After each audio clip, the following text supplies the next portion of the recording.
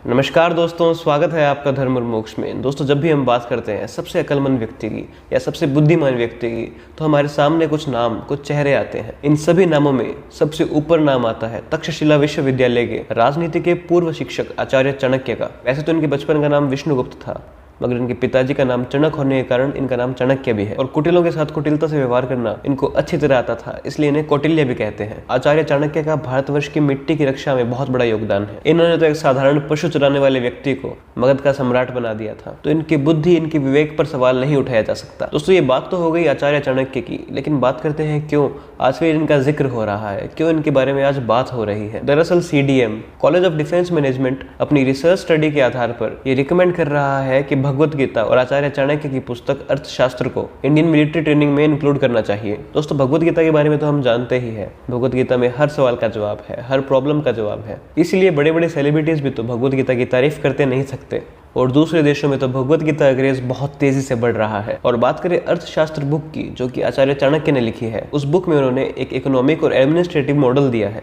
और ये मॉडल कितना सक्सेसफुल था वो आप चंद्रगुप्त मौर्य के राज्य को देखकर बता सकते हैं। और इससे बड़ा एग्जाम्पल आप अशोक का देखिए। सम्राट अशोक भी इसी मॉडल को फॉलो करता था। और अशोक का साम्राज्य कितना बड़ा और कितना संपन्न था हम सभी जानते हैं। अशोक तो यूरोप तक को जीत जाता, वो तो उसने कलिंग के युद्ध में देखा कि उसकी वजह से कितने निर्दोष लोगों की जान जा रही है। उसके बाद उसने साम्राज्य विस्तार करना बंद कर दिया और बौद्ध धर्म को अपना लिया। बौद्ध धर्म के प्रचार में भी अशोक का बहुत बड़ा हाथ है। कहने का मतलब ये है कि अर्थशास्त्र बुक काफी अच्छी है और हमें इतना कैपेबल बनाती है कि हम किसी भी सिचुएशन को टैकल कर सकते हैं। और आर्मी सोल्जर्स को तो रोज नई नई सिचुएशंस को टैकल करना पड़ता है, तो उनके लिए अर्थशास्त्र पढ़ना एक बहुत अच्छा ऑप्शन है। सोचिए, ये बात लगभग 2300 साल पुरानी है जब आचार्य चाणक्य ने अर्थशास्त्र बुक लिखी थी, लेकिन उसका मॉडल आज भी सक्सेसफुल है। इटली के दार्शनिक राजनीतिज्ञ मक्यावली का मॉडल भी काफी देशों में फॉलो किया जाता है। हालांकि मक्यावली का मॉडल आचार्य चाणक्य के अर्थशास्त्र में बताए गए मॉडल से काफी मेल खाता है। और इस देश का दुर्भाग्य ये है कि आचार्य चाणक्य को इंडिया का मक्यावली कहते हैं। उल्टा आचार्य चाणक्य उनसे सैकड़ों साल पुराने हैं। और मक्यावली के तो कुछ पॉइंट्स काफी नेगेटिव है,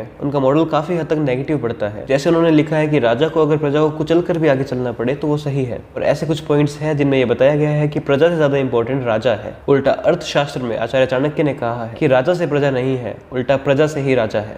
और राजा का पहला राजधर्म प्रजा की सेवा है। मगर फिर भी मक्यावली का मॉडल आज काफी देशों में फॉलो किया जाता है। मगर हमारे अर्थशास्त्र और चाणक्य नीति को हमारे देश के पॉलिटिकल और इकोनॉमिकल मॉडल से ऐसे इग्नोर करते हैं जैसे NCERT वीर दुर्गादास राठौड़ को करती है। दोस्तों, अगर हम अर्थशास्त्र का मॉडल भारत के पॉलिटिकल और इकोनॉमिकल मॉडल में अच्छे से सेट कर दे तो ये 100% श्योर है कि हमारी इकोनॉमी बूम करेगी। हालांकि हो सकता है कुछ पॉइंट्स ऐसे भी हो जो आज वैलिड ना हो, सिर्फ राजतंत्र में वैलिड हो, लोकतंत्र में वैलिड ना हो, तो ऐसे पॉइंट्स को हम इग्नोर कर सकते हैं। मगर जब इस पर डिस्कशन हुआ तो कांग्रेस पार्टी ने भगवत गीता और अर्थशास्त्र को मिलिट्री ट्रेनिंग में जोड़ने से इनकार कर दिया, उस पर आपत्ति जताई। उन्होंने ये कहा कि कम से कम मिलिट्री को तो पॉलिटिसाइज मत करो, यानी मिलिट्री के मामलों में तो राजनीति मत घुसाओ। और के मिश्रा ने आगे कहा कि हमारे कारगिल युद्ध की विजय में मुस्लिम सोल्जर का बहुत बड़ा योगदान है। दोस्तों, मेरे हिसाब से तो भगवत गीता और अर्थशास्त्र को मिलिट्री ट्रेनिंग में पढ़ाना एक बहुत अच्छा आइडिया है। यहाँ कोई राजनीति नहीं है, ये तो हमारे देश के कोहिनूर हीरे हैं और हमें हर तरह के सोल्यूशंस देते हैं। और दोस्तों, ये बात आज से नहीं है, हमारी राजनीति हमेशा इन मामलों में फेल हुई है।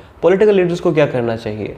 जो प्रॉब्लम्स है उन्हें सॉल्व करना चाहिए, मगर हमारे पॉलिटिशियंस उन्हें खुरेदते हैं। असल में तो पॉलिटिक्स से जातिवाद खत्म होना चाहिए, लेकिन पॉलिटिशियंस जातिवाद को यूज करते हैं और उन लोगों को याद दिलाते हैं कि आपकी जाति क्या है। वोटों के चक्कर में उन्हें बार बार ये याद दिलाया जाता है कि हम तुम्हारी जाति के, हम तुम्हारी जाति का सपोर्ट करेंगे और हमेशा तुम्हारे साथ खड़े रहेंगे। राजनीति में जातिवाद इतना घुस चुका है कि अब इसे खत्म करना बहुत ज्यादा मुश्किल हो चुका है। ठीक इसी तरह ये जो मिलिट्री वाला मैटर है, इसमें कोई रिलीजियस एंगल था ही नहीं। मैं मानता हूँ कि कारगिल युद्ध की जीत में मुस्लिम सोल्जर्स का बहुत बड़ा योगदान है। और सिर्फ मुस्लिम ही क्यों, सभी धर्म के लोगों का अच्छा कंट्रीब्यूशन था, बड़ा कंट्रीब्यूशन था। मगर ऐसा बोलकर कि मुस्लिम सोल्जर्स की वजह से जीत मिली है, ये लोग खुद इस मैटर को रिलीजियस एंगल दे रहे हैं। किसी को कोई ऑब्जेक्शन नहीं होती भगवत गीता या अर्थशास्त्र को आर्मी ट्रेनिंग में जोड़ने से, लेकिन ऐसे स्टेटमेंट से ये लोग मुस्लिम्स को ये याद दिला रहे हैं कि आर्मी ट्रेनिंग में सिर्फ हिंदू ग्रंथ जोड़े जा रहे हैं। और जहाँ पॉलिटिशियंस का काम होना चाहिए कि लोग कम से कम धर्म के नाम पर ना लड़े, मगर हमारे पॉलिटिशियंस लोगों को खुद याद दिला रहे हैं कि तुम्हारा धर्म क्या है। और ये आज से नहीं, काफी सालों से चल रहा है और सभी पार्टीज इसमें इन्वॉल्व है। और अर्थशास्त्र भगवत गीता ये तो इतने पुराने शास्त्र है, इससे ऐसा कुछ लिखा हो ही नहीं सकता जिससे दूसरे धर्म की आस्था को चोट पहुंचे। दोस्तों, हम हमेशा से ये चाहते हैं कि हमारे लिटरेचर को दोबारा पढ़ा जाए, दोबारा पढ़ाया जाए। और जब इस चीज में पहल हो रही है तो हमारे देश के लोग ही उसमें साथ नहीं दे रहे हैं। विद्या में ये देश कितना संपन्न था ये पूरा विश्व जानता है। दुनिया के कोनों कोनों कोनों से लोग यहाँ पढ़ने आते थे और यहाँ से ज्ञान लेकर अपने देशों को चलाते थे, मगर हम इस अमूल्य ज्ञान को झुठलाकर हमेशा वेस्ट को ही फॉलो करते हैं और वेस्ट खुद यहाँ से सीख कर गया है। दोस्तों, यह बहुत बड़ी विडंबना है कि हमारे लिटरेचर धीरे धीरे नष्ट होते जा रहे हैं और हमारे माथे पर बल तक नहीं पड़ रहा। दोस्तों, हमें हमारी संस्कृति, हमारे लिटरेचर, हमारे धर्म को कभी नहीं भूलना चाहिए। जिस विद्या ने हमें विश्व गुरु बनाया था, वही विद्या हमें दोबारा विश्व गुरु बनाएगी। दोस्तों, ये तो हो गई इस वीडियो की बात। अब बात करते हैं पिछले वीडियो के बेस्ट कमेंट की।